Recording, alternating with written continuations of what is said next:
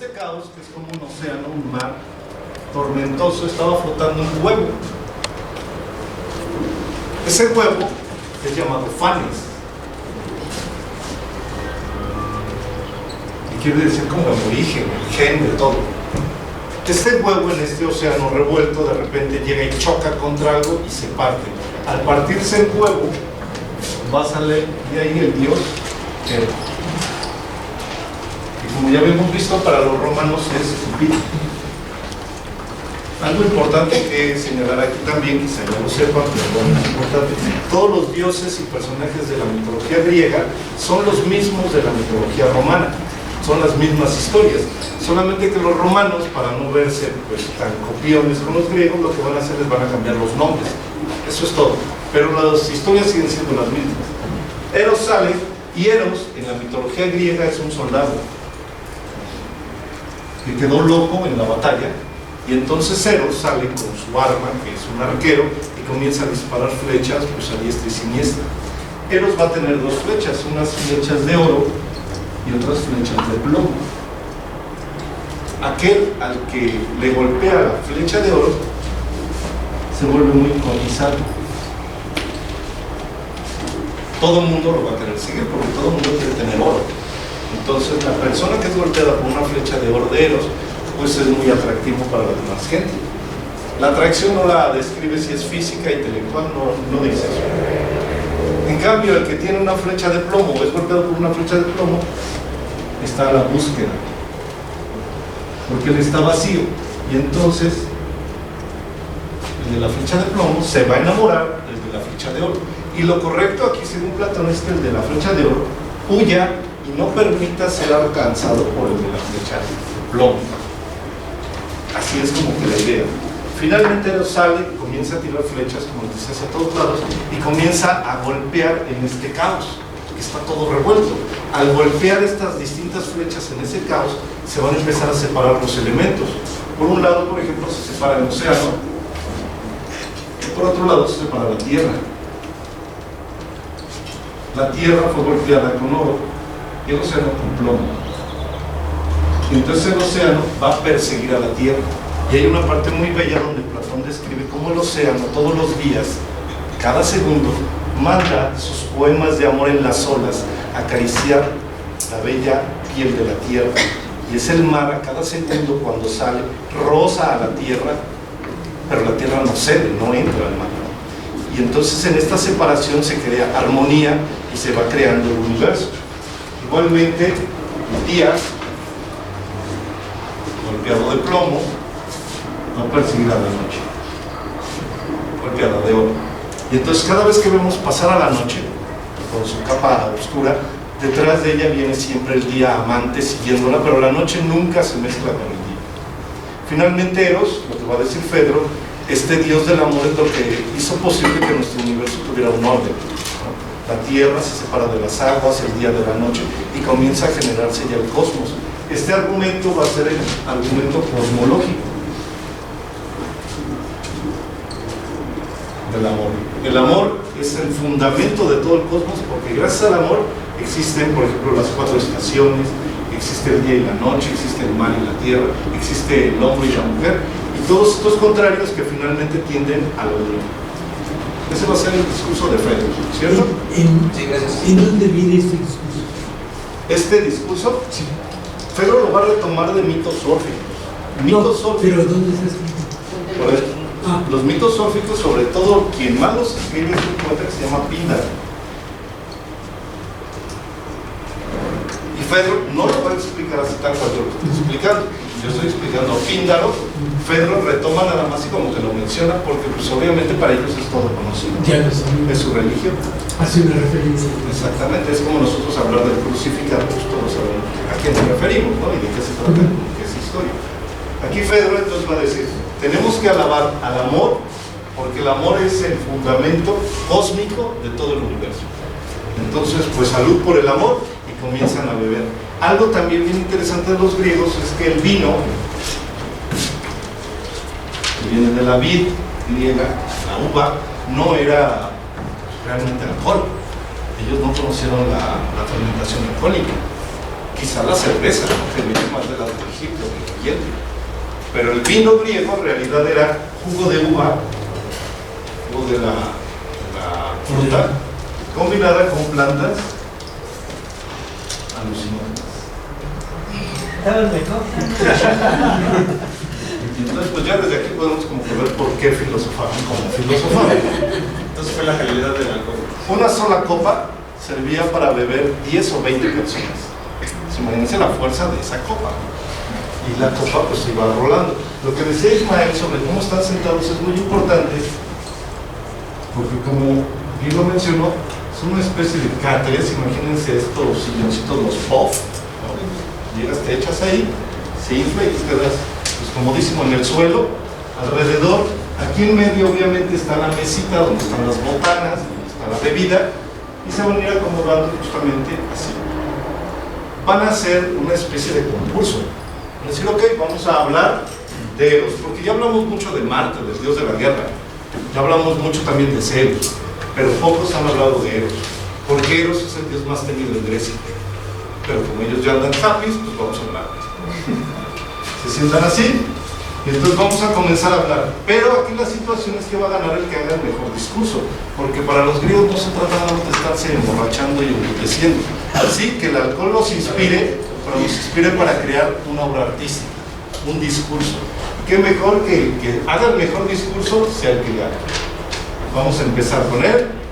Él va a tener que hacer un discurso mejor que el primero, él mejor que los dos primeros, de tal forma que el último va a tener que vencer a todos y tiene el papel más difícil.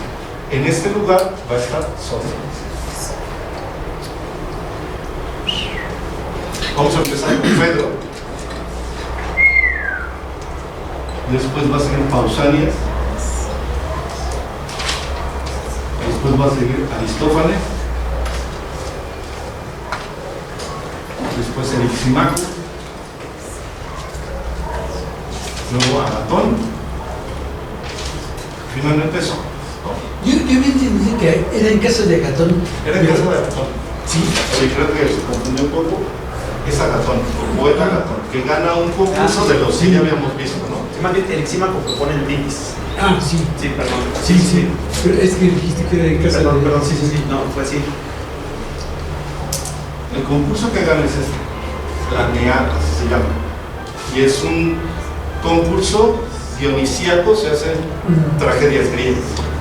Entonces Agatón no se dice que escribe, pero gana esto y entonces para festejar hace una gran fiesta, invita a mucha gente, comida, baile y todo, se celebra y al día siguiente cuando ya andan un poco pues, dañados del cuerpo con la famosa cruda, deciden hacer otra reunión pero ya más selecta. Y esta reunión selecta van a ser estos tipos, que por otro lado se cuenta que son parejitas.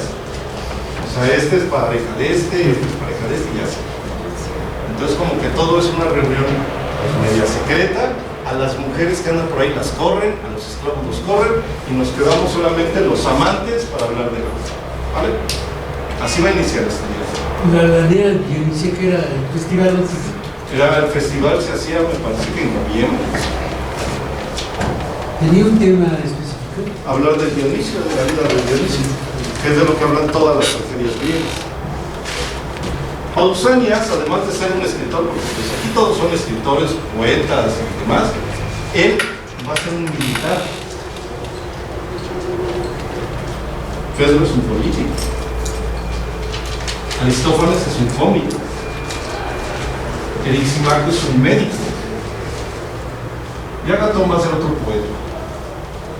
Y Sócrates, pues un filósofo. Algo particular de este diálogo es que no sigue el estilo de todos los demás diálogos platónicos. En todos los demás diálogos, Sócrates comienza a interrogar a los intelectuales que están ahí juntos con él y mediante preguntas los hace caer en contradicción para finalmente él afirmar su verdad. Aquí no, aquí cada uno va a estar exponiendo su verdad y ninguna de estas verdades es contraargumentada. Ninguna es, ahora sí que rebatida, ¿no? Por eso de aquí, de este diálogo es de donde van a salir las mayores ideas de Platón. La primera es, por ejemplo, esta. La cosmogonía platónica se funda en Eros, en el amor. Y de ahí ya viene una señal de lo que es el amor platónico. El amor platónico no nada más va a hablar de amor de parejas. El amor platónico está en el cosmos, ¿vale? Pausanias, el militar, va a decir, bueno, yo concuerdo con mi amigo Fedro de que sí, el amor es muy importante porque le da orden a nuestro cosmos, pero no hablemos tan grande, hablemos más en pequeño, en la ciudad. ¿Qué sería de nosotros hombres sin una ciudad? Somos entes sociales, no podemos estar solos. Y la ciudad se funda, la mejor ciudad, la ciudad más perfecta se funda gracias al amor. A ver cómo está eso, Pausanias, explícanos. Claro que sí. Imaginemos una ciudad en donde, una cuadra, imagínate tu cuadra, donde tú vives, donde todas las personas de esa cuadra fueran amantes. Ninguno de ustedes, ningún amante, se atrevería a ir a rayarle el carro a otro. Porque pues es mi amante, ¿por qué le voy a hacer daño? Incluso si veo que alguien más de fuera llega y le raya el carro a mi pareja, pues entonces defiendo, ¿no? Mi cuadra sería la más limpia, ¿por qué? Pues porque el amante siempre quiere quedar bien con su amado. Entonces, este tipo de ciudad no habría delitos, dice Pausanias, no habría crímenes pequeños, y en las guerras, como bien lo decía, seríamos un ejército triunfador. De hecho, este ejército existió. Fue el ejército de los 300, los famosos 300 que después hicieron la película de los persas contra los griegos, ¿no? Hablando de Leónidas. Leónidas. Estos 300 eran un ejército tal cual lo mencionaba Pausanias, homosexuales que eran amantes entre ellos, y este ejército nunca fue derrotado por nadie. Lo que quiere decir que la idea no estaba tan mal sustentada. Este ejército se hizo 100 años después de eso, del banquete de Platón. Y este ejército finalmente sí fue derrotado, pero pues por el gran Alejandro Magno y su padre Filipo II. Pero hasta ese momento nadie había derrotado a los griegos con su ejército de homosexuales. Entonces, bueno, ese es el discurso que hace Pausanias, y entonces nuestras ciudades, el orden de nuestras ciudades se funda también en el amor. Y por eso, salud por el amor, dice Pausanias. Todo el mundo le aplaude y dice, bueno, estuvo muy padre tu discurso, vamos ahora con Aristófanes, el cómico. ¿Quieres agregar algo? Sí, Adelante. lo del Eros Urani y el Eros Pandemo, adelante. Pausanias, precisamente, ¿no? Bueno, como la idea era ganar el concurso, va a decir Pausanias a Pedro, está muy padre lo que dices de cómo incita al valor heroico, un acto amoroso, un acto heroico, pero no decir, pero se te olvida algo importante, Pedro. Eros tiene dos naturalezas.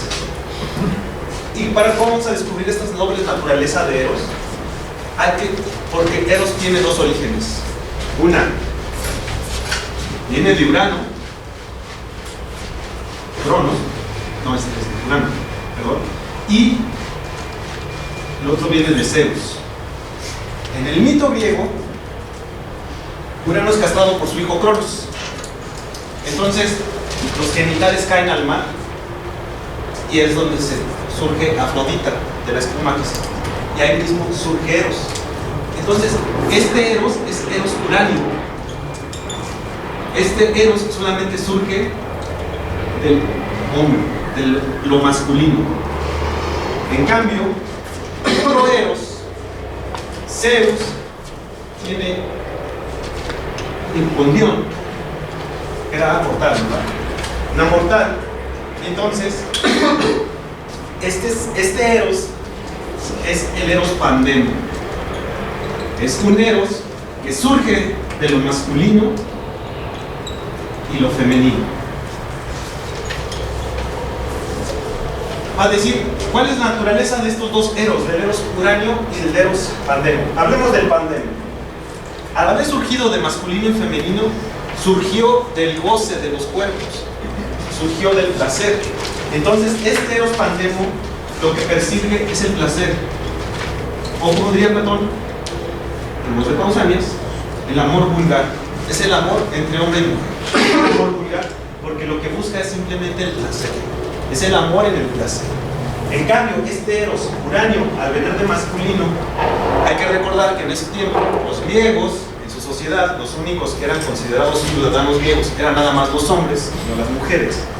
Y en ese tiempo se acostumbraba, como ya lo había mencionado César en la clase pasada, el amor era de un hombre viejo, un hombre joven, un mancebo, Y propiamente lo dice Platón, un imberbe, un joven sin barba, porque una señal de madurez era la barba. Va a decir, este amor es el que lleva hacia los dioses, es un amor puro. ¿Por qué? Porque es de un amor de un hombre a otro hombre. Pero no se ama el cuerpo del hombre, lo que se ama es su formación. Este joven, el viejo, cuando ama a un joven, lo que quiere es explotar todas sus cualidades, formarlo, sobre todo formarlo como un ciudadano griego, un buen ciudadano griego. Entonces ahí Pausanias le dice a Fedro, está muy bien lo que dices del amor heroico, pero tienes que reconocer que también hay dos tipos de amores. Incluso entre hombre y hombre puede haber solamente un amor eros pandemo, como el caso de Fedro y su enamorado Lisias. Lisias nada más buscaba un eros pandemo, un eros de placer vulgar. Y dice Pausanias, no, hay otro eros, el eros uráneo, el eros que es de hombre a hombre, pero siempre pensando en la formación del joven mancebo. ¿Sí? ¿Hasta ahí alguna duda? Bueno, pues aquí prácticamente lo que ellos daban a conocer es que el pilar o la formación del hombre como tal en aquel entonces es que era apto para todo tipo. ¿Cómo? Era apto en el terreno de la batalla, pero no se podía quedarse con ese pueblo. Ese era el conocimiento hasta ahí.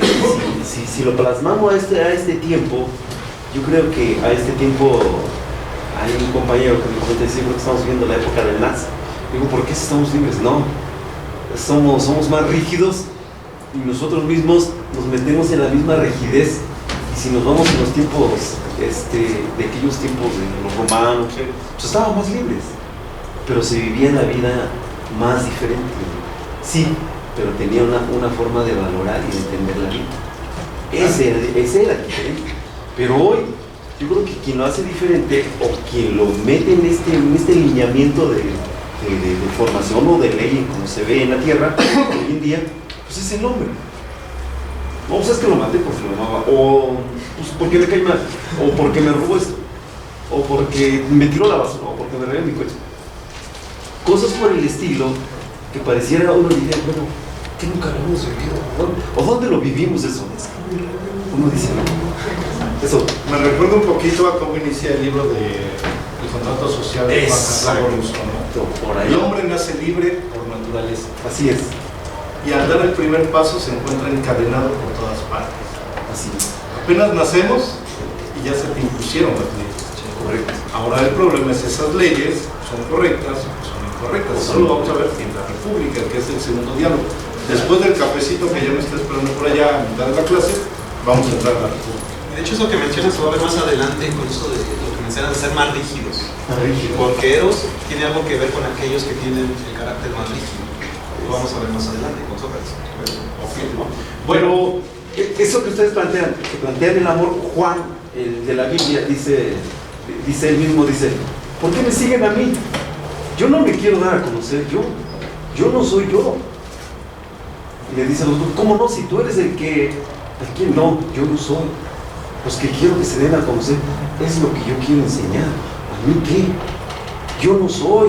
Sí, claro. Y ahorita me recuerda a Venus, porque, y él decía, el amor que ustedes tienen, si ustedes lo dejaran salir naturalmente, sería diferente.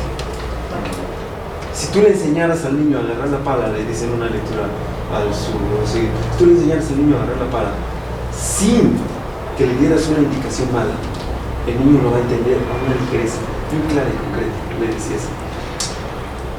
Ahora, con Venus, que es el amor, él hablaba lo mismo, dice, enséñale con amor. O sea, no, nunca hemos estado mal, yo creo, en la tierra, o no sé. Ese tema, sobre todo, es cómo es el hombre, bueno por naturaleza, malo por naturaleza. Se corrompe por falta de educación o se corrompe por ser muy educado. ¿Quiénes son los hombres más corruptos?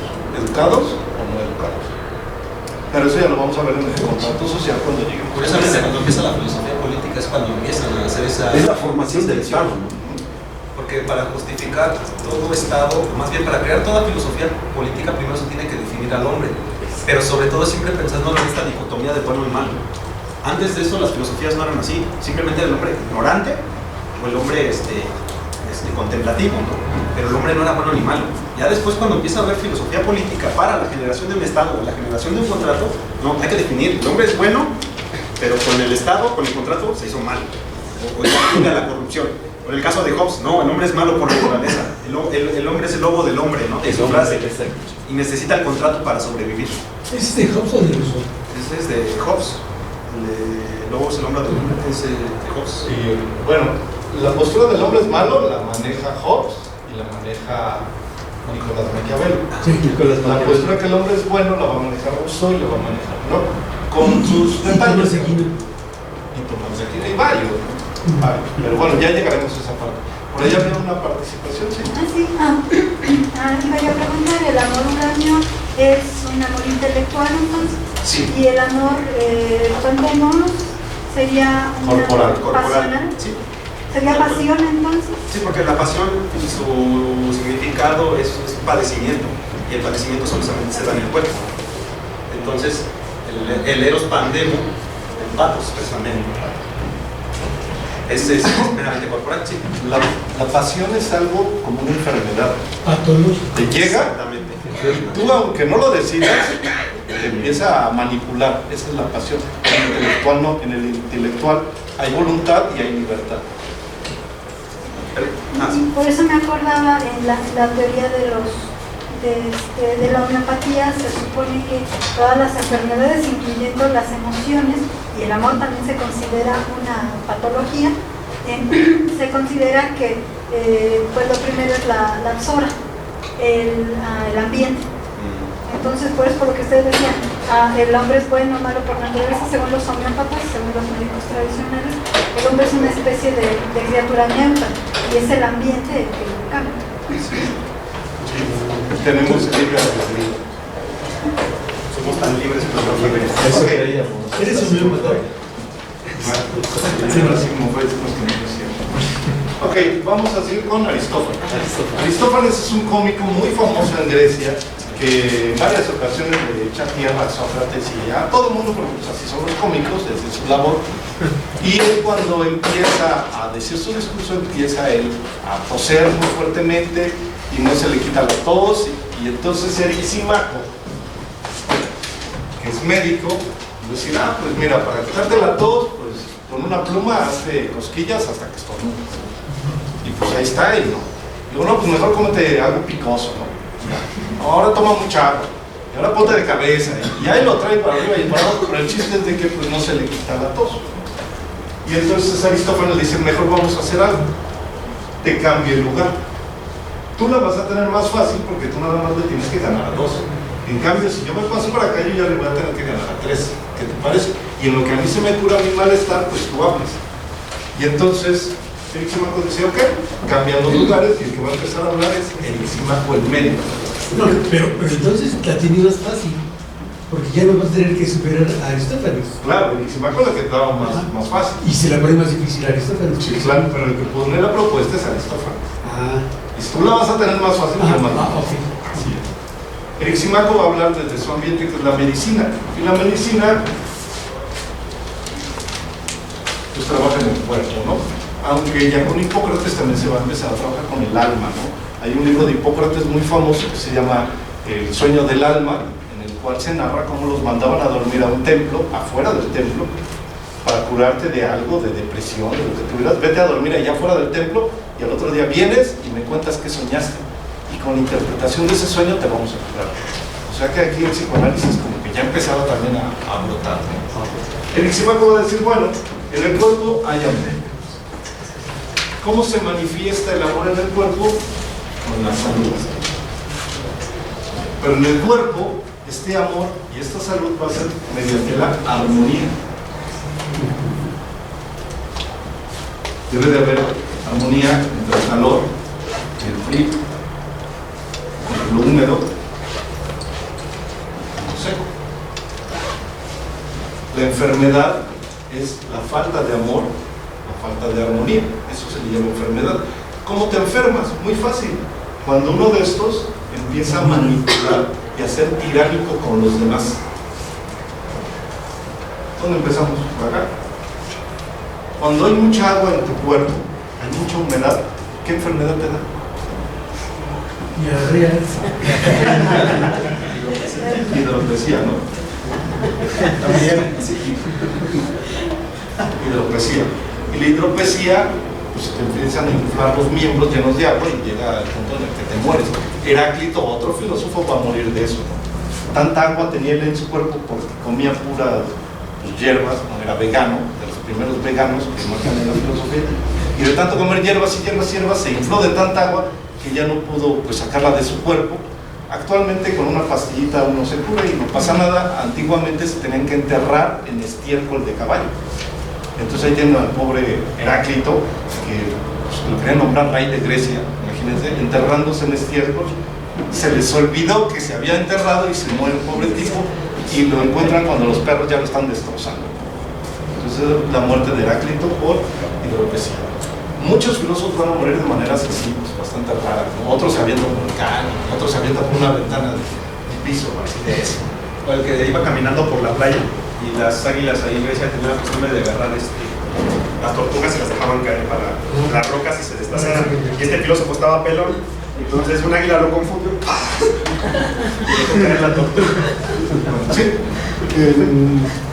Carl Sagan comentaba sobre el que se lanzó al volcán. Dice, posiblemente lo que estaba haciendo era un estudio de vulcanología. No era más romántico, me aventé al volcán, pero él quería estudiar los volcanes. O sea, todo lo que puede ir atrás de una idea que se va embelleciendo y embelleciendo y embelleciendo. Se sentía mal y se tiró al volcán.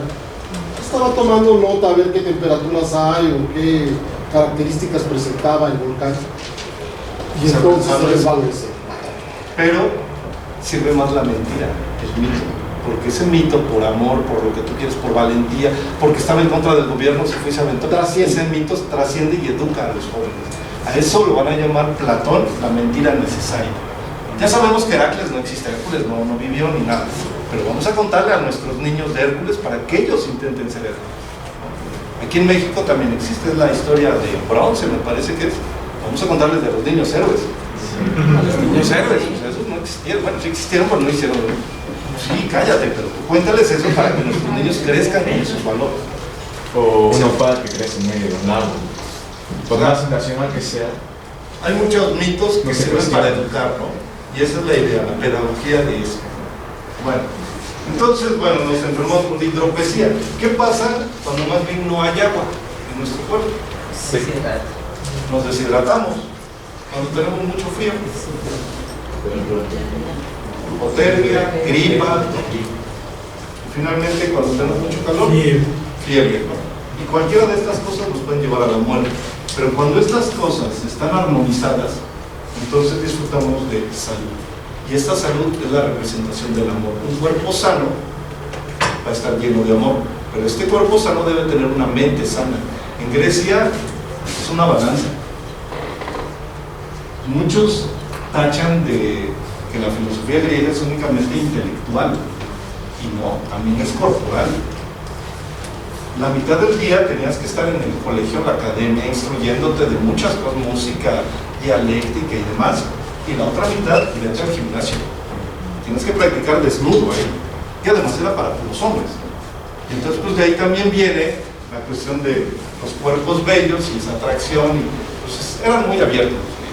Se me cayó el jabón. Va a decir Simaco también. Y eso que pasa en el cuerpo con la salud, con la medicina, también pasa en las artes. Cualquier pieza artística que tú contemples tiene eso. Armonía. Los contrarios unidos. Una buena canción no es aquella que es puro ruido, ruido, ruido, ruido. Debe de haber silencios y debe de haber sonidos. Silencios, sonidos. Eso da los ritmos, da armonía. Un sonido intermitente pues sería como un taladro. Música electrónica. Pero aún así allá hay sonidos y silencios, ¿no? Quizá más alternados, más raros, pero ahí están, ¿no? Un sonido, música, ¿no? Siento yo. En la pintura hay oscuridad partes oscuras y partes luminosas, y eso le da belleza. La danza, hay movimiento, pero también hay quietud. Y en todas las artes, dice Lisímaco, está el amor presente. ¿Qué sería de nosotros humanos sin la salud y sin las artes? No seríamos nada. Por eso Eros es tan importante en nosotros. Y ahí está otra idea de la Platón. ¿Vale? Hasta ahorita llevamos 3, ¿cierto? Sí. Pero nada más para agregar, ¿no? Lisímaco, fiel a su oficio de médico, va a decir que la medicina propiamente es igual, es una operación amorosa, porque es restaurarle la armonía al cuerpo. Todo médico es un acto de amor, una operación por amor. Algo importante igual aquí con los médicos, el juramento hipocrático. ¿Por qué deberían de jurar los médicos? Porque se supone que un médico tiene que jurar. Actualmente creo que ya no se hace, todavía unas generaciones atrás a los médicos, no sé si hay aquí médicos, todavía les hacían decir este juramento. Cuando te titulas, ahora, aviéntate el juramento, ¿no? Y está muy padre, te recomiendo que lo lean, ¿no? Este juramento habla de que el médico tiene cierta ética, ¿no? La deontología médica se llama, la ética médica. Tiene ética, ¿no? ¿Por qué? ¿Por qué el médico debe de jurar? Porque tiene la capacidad de manipular la enfermedad y Tiene la vida humana. Exactamente. La vida humana. Y el médico debe de jurar por eso. No importa que mi paciente sea mi enemigo, sea mi suegro, no importa. Y entonces aquí viene todo el juramento. Juraré que nunca daré veneno a aquel que no lo necesite. Y juraré que es, y juro que es. Y está muy padre el juramento hipocrático. A mi punto de vista se debería de retomar, pero pues para todas, Creo que todas, ahorita todas. nada más se lo dan para que lo lean en Sí, ahora ya vamos a saludar. Sí, Guarda, se ¿no? los dan para que lo lean. Y no es directamente hipocrático, ya es una variante que hacen. O sea, el juramento exacto como antes, no, pero sí hay juramento, sí se dice cuando se están titulando los jóvenes, y los mencionan. Y yo creo que es importante porque cuando lo vuelves palabra, tu palabra, es como que tomas seriedad. Si está el papel ahí y lo firmas, pues es una cosa, pero ya cuando lo interiorizas y lo haces palabra, se vuelve promesa. Y yo pienso que lo más importante es la promesa de humano a humano. Los papeles, punto y aparte, sí le damos formalidad. Aquí lo que importa es la relación humana. y se tiene que hacer conciencia en el recién egresado que no es un juramento hipócrita, sino hipocrático. Bueno, ¿algo más, Iván? No, Bueno, pues. Yo nada más una cosa, eso del juramento hipocrático, este tenía un valor, más allá de la vida, tenía un valor ético, social y humanista. En la actual, hoy del siglo XXI, a lo mejor cada gobierno del mundo quiere pretender cambiar este valor ético en cada país, pero a mí se me hace tan bueno que ha permanecido hasta estos tiempos. En las escuelas particulares que yo estuve de observador, un médico lo hizo. Así se lo hizo muy bien. No tiene nada malo. Valora la humanidad, valora la tierra, valora la vida como ser humano y la muerte cuando ya incluso cuando ya no puede el mismo médico. O sea, es algo bueno. Pero ¿por qué lo digo? No porque, por sí que los profesores me hayan comentado, sino que porque es un valor que remonta de décadas atrás. Es decir, no ha salido otro. A eso voy yo. No ha salido otro y no existe. En muchos sentidos, Grecia sigue siendo innovadora. Y algo que yo creo que es muy importante de retomar el juramento también es porque, bueno, ustedes han ido al médico. Ojalá por cuestiones sencillas, simples, pero ¿qué pasa cuando llevas un brazo roto o te vas desangrando o ves a alguien ahí? Los médicos actuales, sobre todo los médicos de gobierno, son medios insensibles, creo, a ese dolor, ¿no? Y en el juramento se marca eso, ¿no? Seré ante todo sensible al dolor de mi paciente. Así y los es. médicos ahora ven mujeres embarazadas que están pariendo en la banqueta, ellos como si nada, ¿no? Entonces yo creo que es un aspecto importante que se debería de retomar. Sí. Yo no estudié medicina, estudié ingeniería. Si hubiera estudiado medicina, me pongo a llorar con el paciente. O sea, se tiene que ser duro, se tiene que ser analítico, se debe de decir, te estás muriendo, ok, voy a hacerte esto y aquello, pero no estoy sufriendo contigo. es buena la compañía, pero es ineficiente, ineficaz. Sí, o sea, te estás muriendo, sí sé que te estás muriendo, pero tengo que coserte, o tengo que hacer esto, o tengo que hacer aquel procedimiento. En el caso de urgencias, he visto que está alguien quejándose y llega otro bañado en sangre y entra primero el bañado en sangre, aunque el otro esté en un grito. Es que yo entré antes, me duele horrores, lo que sea. En alguna ocasión recuerdo un comentario de una doctora, dice, si es peritonitis todavía tienes 2 horas. O sea, pensando en un dolor extremo, en las entrañas, el hombre se estaba muriendo, dice, todavía tienes 2 horas. El que acaba de pasar con la playera roja, era blanca la playera. O sea, venía bañado en sangre. Entonces, no creo que pueda uno decir, apapáchame. No, yo creo tanto el apapacho, es dar el servicio de calidad al sol. Debe ser, sea privado o sea público. Okay. Yo creo que es la empatía, el ser empático con el paciente. Yo creo que ese médico, si fuera su hijo el que lleva 2 horas ahí, no le dice, espérate 2 horas más. Pero no lo operaría. No, porque no funciona así. O sea, no voy a operar a mi hijo, no lo voy a abrir. Recuerdo otra anécdota, un doctor, su esposa está dando a luz y lo sacan del quirófano y salió amenazando a todos los doctores, pero tú maldito, si no puedes ver a mi hijo. Pero no es fácil llegar a una empatía, tiene que ser un trabajo de distancia, objetivo. Sí. Te está doliendo, lo siento, esto es así. Y un familiar, yo creo que se puede ser profesional sin perder la calidez humana, ¿no? Okay. Ser amable, por supuesto, sí. Responderle al paciente. Y de cualquier manera con compasión, entendiendo que tanto hay prioridades en cuanto a atender a un paciente y que el otro puede esperar, pero con compasión con la intención de curar a ambos. Y eso es materia de filosofía, ya pensar en esas circunstancias, estar haciendo filosofía, ¿es correcto lo que es incorrecto? ¿O qué debería de ser? Y no hay pues como que un manual de esto es, ¿no? Es como que decía un propio y qué bueno que pues empiece ese diálogo filosófico. No, y más bien ahora es cuestión de, si hablamos así de ética, es lo haces por dinero o lo haces por convicción, por amor a carrera, ¿no? Sí, claro. Ahí es lo principal. Y yo creo que eso pasa en todas las profesiones. Sí. Yo personalmente soy profesor, he trabajado en escuelas privadas, en escuelas públicas, y tengo alumnos de ambos. Y ambos me han visto que, bueno, yo intento dar la misma calidad aquí que acá. Y yo creo que pues, eso es lo correcto, porque mi profesión eso me obliga. Yo hice un juramento de filosofía. Sí. A veces, bueno, más bien muchas veces es cosa del sistema, porque mi hija es médico. Una vez estaba aquí en la clínica 93 y les enseñan muy bien, porque sus maestros les enseñan perfecto. Entonces ella llega a la clínica y quiere aplicar todo lo que le enseñaron. Pero llega el jefe de clínica y dice, ¿sabes qué? Esto no lo haces. Se fue de aquí, dice, ¿sabes qué? Me voy porque aquí no me dejas hacer nada.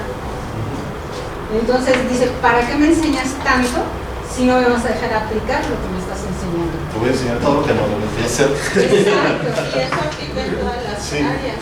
Tengo una versión muy pequeña del juramento hipocrático. A ver, adelante, sí, claro. Dice, perdón por mi voz. Juramento hipocrático.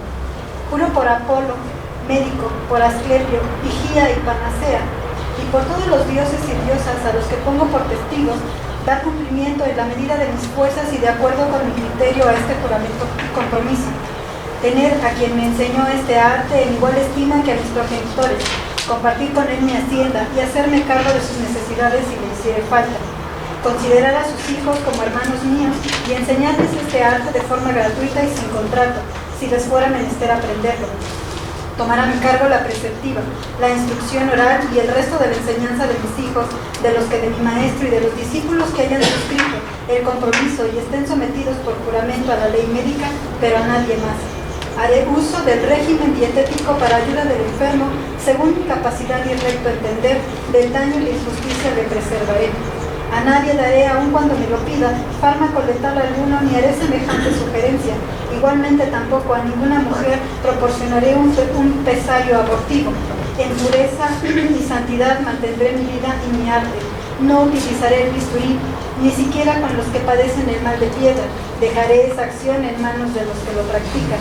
A cualquier casa que entraré, acudiré para asistencia de los enfermos, fuera de todo agravio, intencionado o cualquier otra corrupción, en especial de prácticas sexuales con las personas, ya sean hombres o mujeres, esclavos o libres.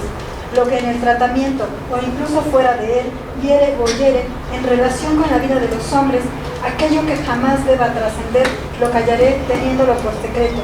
En consecuencia, séame dado, si a este juramento fuere fiel y no lo quebrantare, el gozar de mi vida y de mi arte, siempre celebrado entre todos los hombres, mas si lo transgredo y cometo perjurio, sea de ello lo contrario. Muy bien, ahí está, ¿no? Y otro tema que a mí me surgió, eutanasia. No daré fármaco letal a nadie, aún así me lo piden. Y eso es otro tema, están a favor, están en contra, ¿por qué sí, por qué no? El aborto también. Bueno, hemos llegado a la mitad de la sesión y queremos invitarles, creo que por primera ocasión con ustedes, un café. El director Vicente Camacho nos ofrece a todos nosotros, entonces allá hay tazas, ahí está el café, con toda confianza pasen a servirse. Y la idea es que pues allá platiquemos un poquito, nos relacionemos, nos conozcamos, nos digamos, oye, piensas muy padre, a ver cómo te llamas, ¿vale? Entonces, adelante, compañero. Hay pocas tazas, entonces. Sí.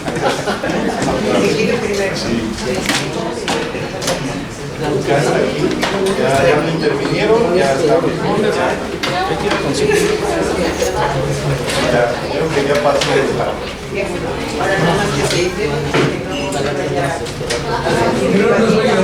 igual tampoco allá. Bueno, pasen por favor adelante. No, que no había sí. Ah, sí, cierto. Sí, ¿qué crees que de otro? Ajá, Coacalco. A mi maestro, todos sus hijos, todo, pero nadie.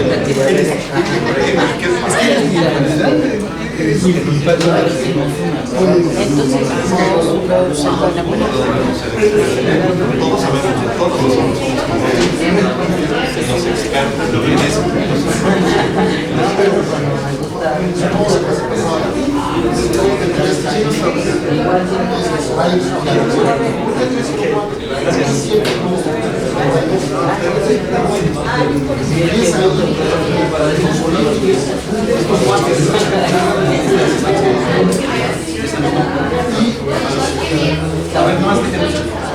Para los que faltan de anotarse en la lista de asistencia. Y es algo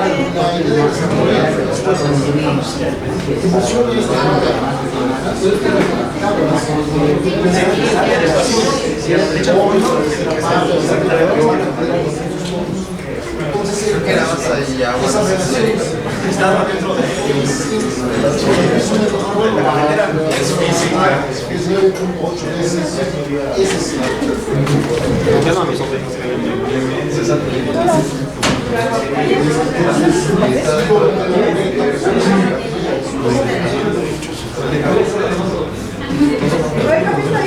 Está dentro de la carretera, me va a encantar. Es el más difícil. Es el básico, porque es lo que se forma en el dos. Entonces, échale una mirada para ahí.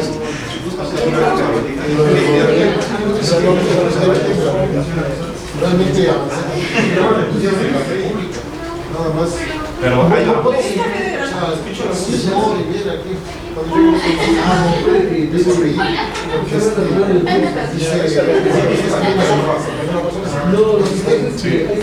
fue un guerrero valiente, amigos nada más hace la broma, llega el otro, grita.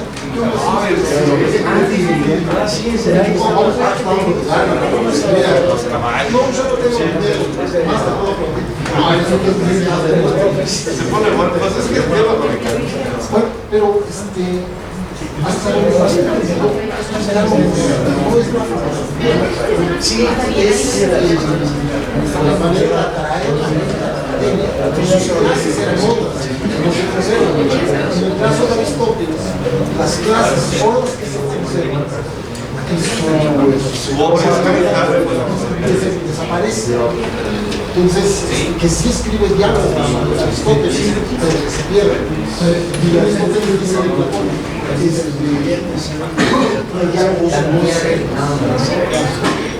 o sea, es que se perdió mucho, se rescató poco y se interpretó a veces mal.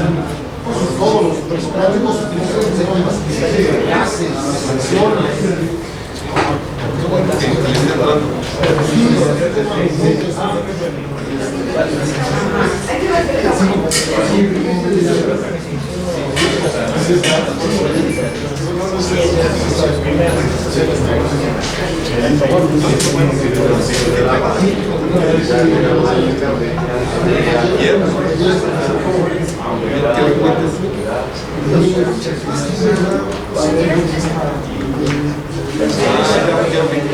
¿Quién es su hijo? Su esposa ¿Y dos niños? un niño y una niña.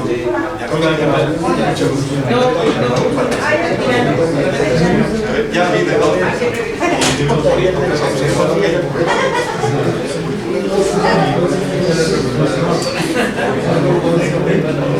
Sofía, si quieres libros que no se vean en México, que en el papel se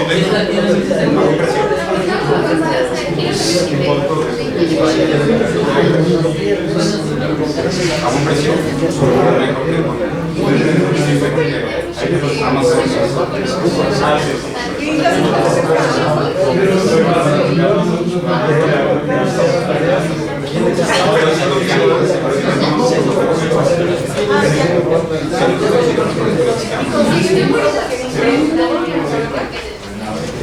bueno, te digo, a ver si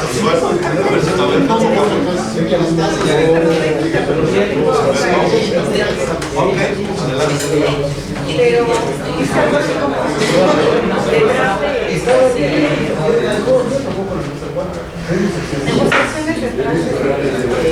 es que las bambalinas lo hace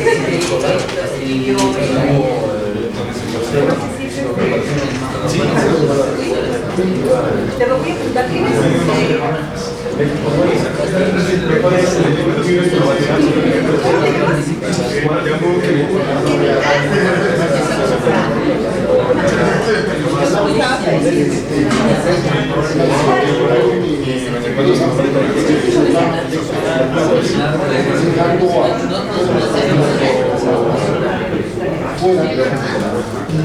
¿qué nombre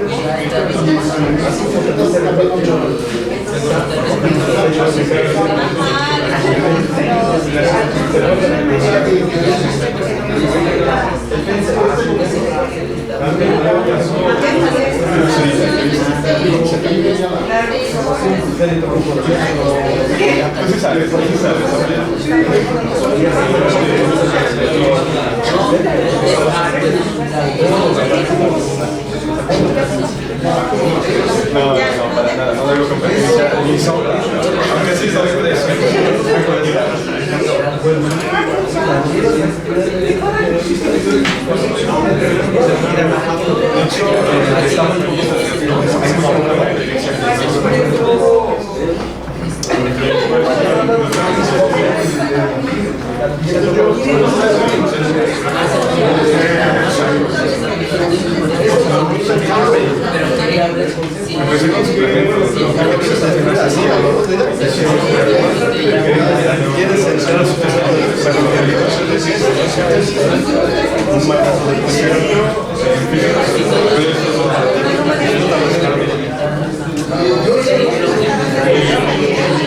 Ahí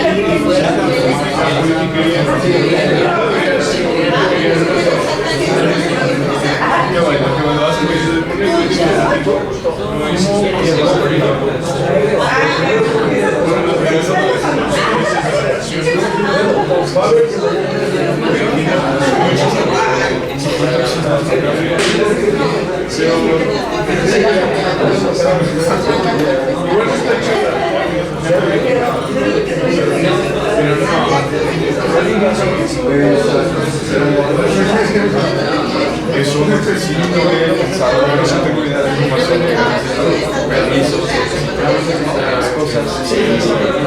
De momento no tengo planeado hacer eso. Estoy dentro de esta meta del libro y eso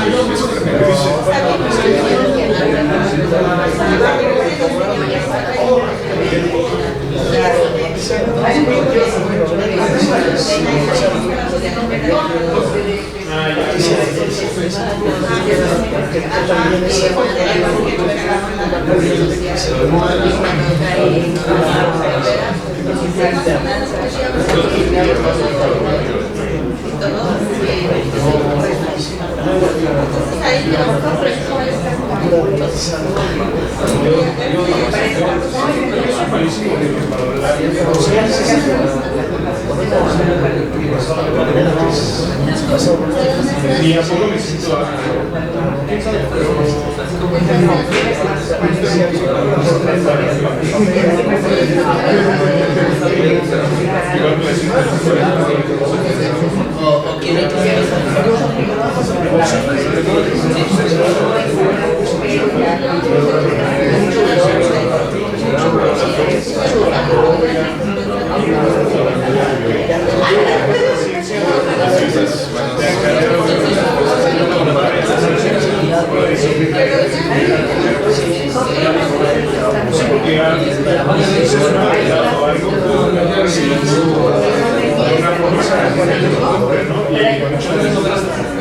hasta ahí porque me parece porque te da el tema aún así estamos convencidos de su tema y tú dices que no, o sea, que para encontrar semanas porque las o algo así pues está bien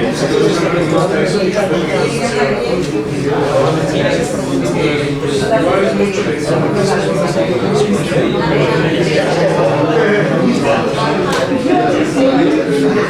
tomaré tus sugerencias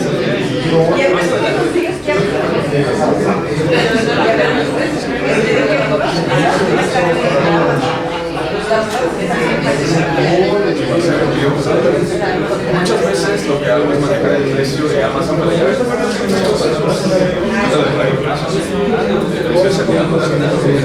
en algunos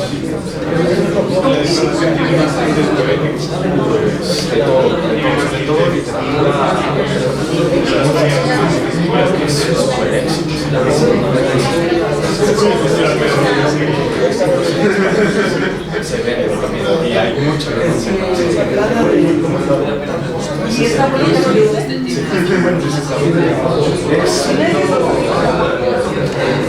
más o menos, está más basado en ciencia que en fantasía. Simplemente un tipo de ciencia para la programación, pero sí,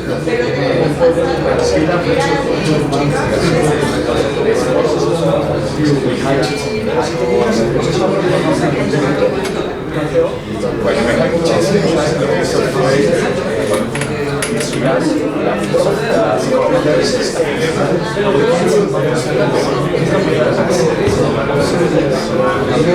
entre otras cosas que hace autores saludamos por favor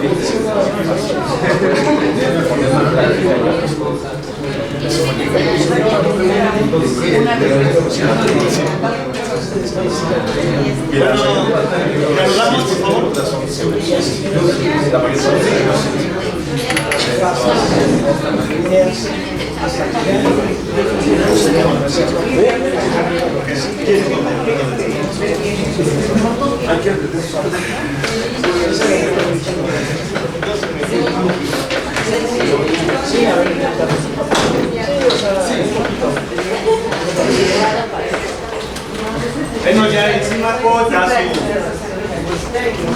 su loa, aeros, obviamente defiende su oficio, médico, él siente que ya le ganó con familias y aprende. Aristófanes, está muy padre lo que hablan de Eros, pero ¿saben qué? Hay que hablar de la naturaleza humana. ¿Cómo es que Eros afecta a esta naturaleza humana? Dicen que da valor, pero en sí, ¿de dónde surge esta naturaleza humana? Somos influidos por el amor, por Eros. Entonces, Aristófanes va a dar uno de los mitos más famosos de Platón, que es el mito del andrógino. En los tiempos antiguos, el hombre no es como estamos nosotros ahora. Antes el hombre tenía 3 sexos y eran 2 el uno. Estos seres eran redondos, estaban unidos por el estómago, por la pata, no por el estómago, estaban unidos por el estómago, nada más que la cara la tenían girada. Tenían 4 brazos, tenían 4 piernas. Los 3 sexos de los andróginos eran masculino, masculino, femenino, femenino y masculino, femenino. Estos seres, una mitad la tenían varón y la otra mitad la tenían mujer. Estos seres eran en su totalidad redondos, no se reproducían sexualmente, sino, va a decir Aristófanes, que se reproducían como las cigarras, dejaban la semilla en la tierra y de la tierra surgían. Estos seres gozaban de sus 4 brazos. Estos seres, en vez de correr, lo que hacían era poderse girar. Así era como avanzaban. Se sentían, eran seres poderosos, eran muy fuertes, tan fuertes y tan soberbios que fueron a atacar el monte Olimpo donde moraban los dioses. Zeus, al ver esta afrenta, estos seres que iban sobre ellos, decide castigarlos. El castigo que hace Zeus es dividirlos. Por eso, de aquel que es masculino, masculino, salieron 2 hombres, femenino, femenina, mujer, mujer, masculino, femenino, que es el andrógino, precisamente, salió hombre, mujer. Pero estos seres va a decir Aristófanes, ¿cuál es este vestigio de ese castigo de Zeus? Como estaban unidos por la panza, quedó un hueco en la panza. Zeus lo que le pidió a Apolo es que agarrara todo el pellejo y lo uniera y lo amarrara por dentro. Entonces el ombligo que tenemos es ese nudo. Cuando ustedes rompen un globo y ven el nudo por dentro, ahí tienen un ombligo. Ese es el ombligo. Entonces el ombligo es el vestigio de que alguna vez estuvimos unidos a otro sexo. Va a decir Aristófanes, bueno, estos seres al verse divididos, se dividió su fuerza. El problema con estos seres es que ya no, al ver su mitad separada, que por cierto es lo que es el símbolo,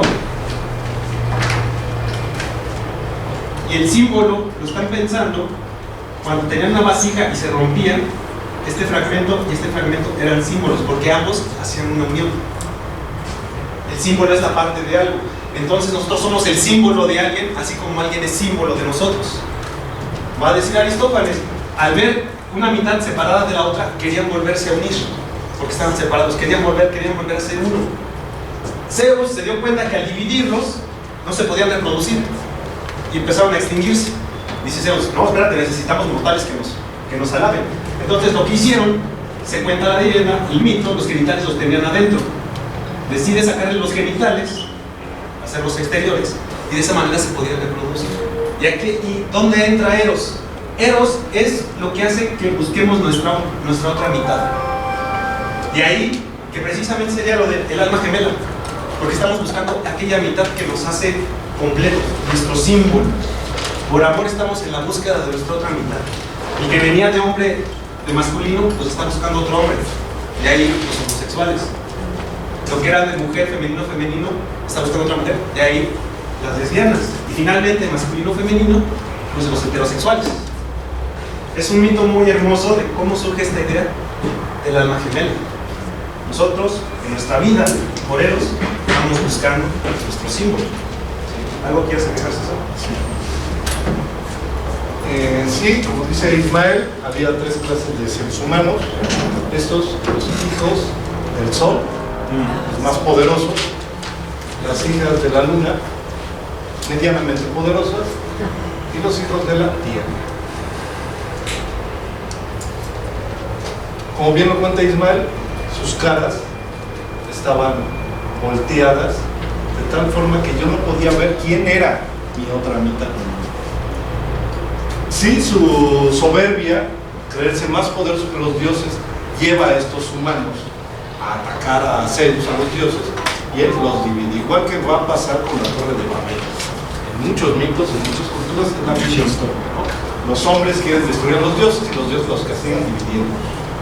Al dividirlos, obviamente, es con el rayo. Él manda el rayo, los parte a la mitad y caen las mitades sangrando. Imagínate, que te pasan una sierra. Tú acostumbrado a levantarte con 2 piernas. Trata de levantarte con una. ¿Qué podrías hacer con tu brazo? Con la mitad de tu inteligencia, la mitad de tu lenguaje, la mitad de todo lo que eres, ¿qué podrías hacer? Estas mitades quedaron tiradas y aquí viene algo muy particularmente interesante en Platón. Él nos va a narrar. Estas mitades en un principio se arrastraban como gusanos. Algunos de ellos, más evolucionados, comenzaron a colocarse en sus miembros y comenzaron a reptar, como las serpientes, las iguanas. Algunos más evolucionados se levantaron más y pudieron andar, ya vienen los mamíferos, pero solo los más inteligentes pudieron ponerse en pie. Y entonces surgieron los seres humanos tal como los conocemos: 2 piernas, 2 brazos, 1 cabeza. Cuando se lograron poner de pie, sabían que estaban divididos, me hace falta algo. Y entonces voy en busca de ese algo. Cuando yo recordaba que mi otra mitad era igual de fuerte, igual de poderosa y tenía los mismos gustos que yo, entonces voy a buscar a un homónimo, es decir, alguien del mismo sexo. Los hijos del sol eran particularmente poderosos porque además de tener mucha fuerza, si un hombre con 2 brazos levanta 100 kilos, este levantaba 200. Si un hombre con 2 piernas corre en 10 segundos los 100 metros, estos los corren en 5 segundos. Eran el doble de poderosos y sus 2 cabezas masculinas eran bastante inteligentes. Entonces siempre se ponían de acuerdo y siempre triunfaban en sus proyectos. Las mujeres, las hijas de la luna, eran muy bellas. Imagínense un cuerpo de una mujer con 4 piernas, 4 brazos, 2 rostros femeninos, muy bellas, pero no eran fuertes. Y eso los hacía más débiles que los hombres. Y finalmente, los heterosexuales, masculino y femenino, eran los más débiles y estaban hasta medio deformes, porque 2 de sus piernas eran largas, como de hombre, y 2 piernas cortitas de mujer. Entonces al caminar, pues caminaban como chueco. Cuando los 2 brazos masculinos se ponían a trabajar en cuestiones pesadas, los femeninos no le podían ayudar. Y viceversa, cuando los femeninos trabajaban en algo delicado, estético, los masculinos llegaban y lo echaban a perder. Nunca se ponían de acuerdo sus 2 cabezas. Y entonces Zeus dice, bueno, vamos a dividirlos a todos, los dividen, estas mitades empiezan a sangrar, están muriendo, y ven Zeus que se buscan, y cuando yo creo que encontré a mi mitad, que nunca es seguro cuál es tu mitad, aunque Platón va a dar una clave ahí para saber cuál es tu mitad, se abrazaban y se quedaban así abrazados. A esa altura es. Se abrazaban y quedaban así. Y yo creo que todo el que ha estado enamorado alguna vez, que por ahí todos lo hayan experimentado, cuando estás con tu pareja, pues sí, lo único que buscas es estar junto a ella, abrazado, y parece que ahí está la completud. No necesitas nada más, por lo menos los primeros meses.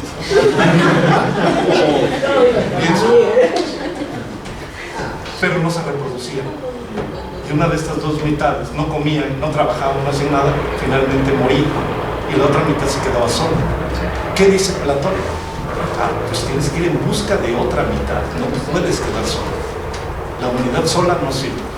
Debes de ir en busca siempre de tu otra mitad que te complemente, que te haga uno.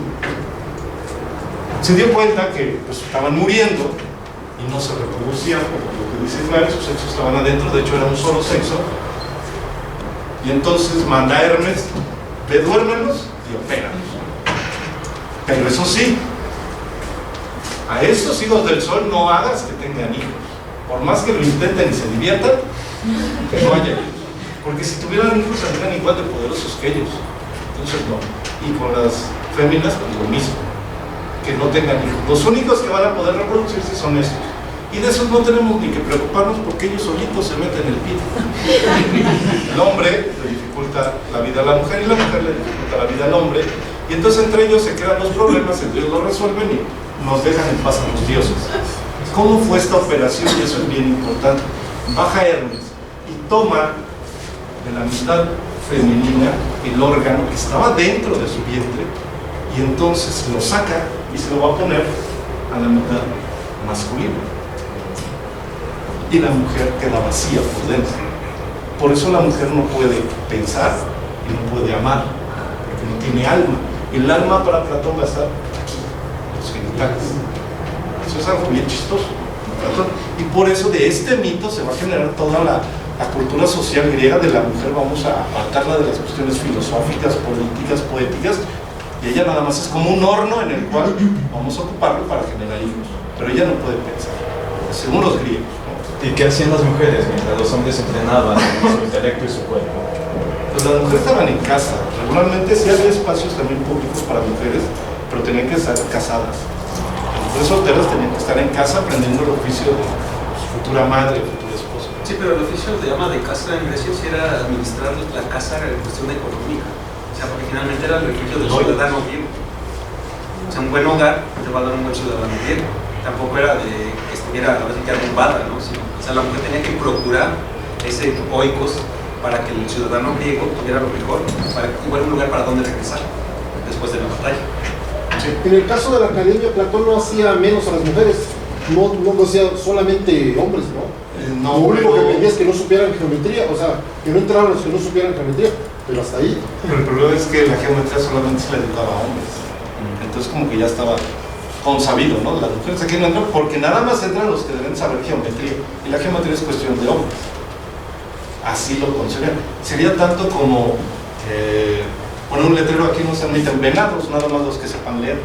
Ningún venado sabe leer, ¿no? Entonces como que está de más poner el letrero de aquí mujeres no. Era muy duro Platón en su academia. Para ingresar sí tenías que saber geometría ya bastante bien. Y luego eran 3 años en silencio total, no podías hablar, te sentabas hasta atrás. Después de 3 años te podías sentar en medio y hacer una pregunta a cada clase, pero ya no rebatirse, te daba respuesta y tan con esa te quedas, si te pareció bien, y si no, reflexiona. Después de otros 3 años podías sentarte al frente, preguntar y rebatir al maestro. ¿Por qué esta situación? Porque si le damos pie a que cualquiera sin saber nada empiece a rebatir, entonces esto se desordena. Platón era como muy ordenado. Sí, tu pregunta está muy buena, pero primero conoce el contexto de lo que hablamos y ya cuando estés acá, entonces ya podemos dialogar a cierto nivel. Así era para Platón. ¿Quién era su mejor alumno? Pues Aristóteles, que estaba cerca. ¿Vale? Finalmente, seamos prácticos. ¿Cómo podrías tú saber cuál es tu mitad? De acuerdo a la operación que hizo Hermes. ¿Cómo sabes cuando un tornillo pertenece a una tuerca? Porque se acoplan perfectamente. Y esa es la cualidad para encontrar a tu pareja de la cual fuiste dividido. Cuando en la acoplación corporal se da a la perfección, entonces esa es tu pareja. Si el sexo no es placentero y no hay un acople perfecto, pues entonces mucho gusto de conocerte y ahí. Gracias por participar. Sí. Y eso es un mito. Y si no, pregúntele a Jantipa. Bueno, ¿quién sabe Jantipa qué diría de eso? No le echó agua. Pero le hizo 3 hijos también. Acoplados estaban.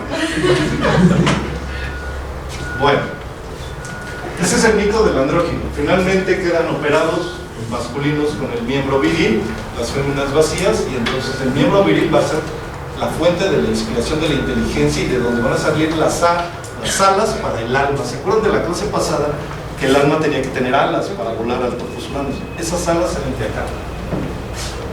¿Cómo sabes cuando están saliendo tus alas? Eso salía por la belleza. Cuando tú te sientas al lado de un chavo, una chava que es guapo físicamente, algo cambia en tu cuerpo, se empieza a elevar la temperatura. Y cuando te empiezas a fijar más en ese cuerpo y te empieza a atraer, en los hombres por lo menos pasa algo. ¿Qué pasa? Hay erección, ¿no? Esa erección es el surgimiento de las alas. Entonces ahí está también la parte sexual de Platón, ¿no? Bueno, finalmente Aristófanes va a mencionar este mito que Oye, entonces Platón no era homosexual. Pues yo creo que sí. El único del que se habla que nunca practicó homosexualidad era Sócrates, pero Platón sí. Era reprimido. ¿Quién? ¿Sócrates o Platón? Sócrates. Pues quién sabe, ¿no? ¿Quién sabe? Al contrario, yo pensaría que era de lo más alivianado Sócrates. Pero de cada quien porque no le hacen feo, o sea, se deja caer. Anda con todos, pero ninguno le dice que sí. No lo dice Platón. Porque sabe que sí se guarda borracho con varios y se acuesta con ellos, pero no tienen sexo. Sí, vamos a abrazarnos, ahí háblame a mí, pero no tienen sexo. Pero también ellos esa parte ya la veía no. Sí. Era lo mejor visto por eso mismo. Yo masculino me subajo a una mujer, entonces algo estoy haciendo mal. No me enriquece eso en nada. Sí voy a generar hijos, pero esos hijos los voy a generar porque es una ley griega. Los griegos debían de tener hijos porque es una herencia. Si no tenías hijos vas a generar un caos social. ¿A quién le vas a dejar tu hacienda en tu casa? ¿A tu tío? ¿O a tu papá? ¿O a tu hermano? Y si no dejas a quién, pues se van a pelear. Y tu familia que está unida se desintegra. Y por eso debes de tener hijos para dejar herencia. Y ahí es donde es necesario. En el caso de Jantipa se habla de que era la segunda esposa.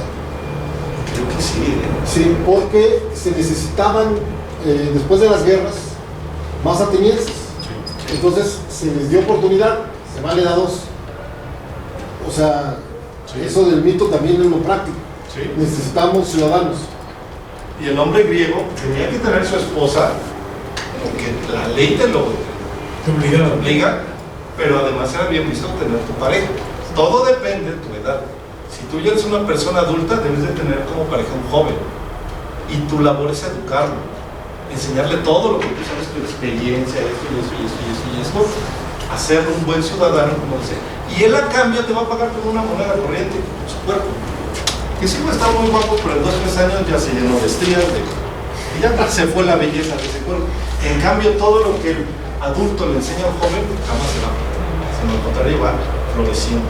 Y es ahí el valor de lo intelectual, del eros uránico, a diferencia del eros pandemo. El joven en Grecia tenía que seguir al adulto y tratar de ganarse su amor. En ese sentido está el amante, que es el que busca, y el amado es el que recibe. En lo práctico, pero intelectualmente es al revés. El amado, el viejo, da al amante y el amante no da nada. Un poco de placer físico.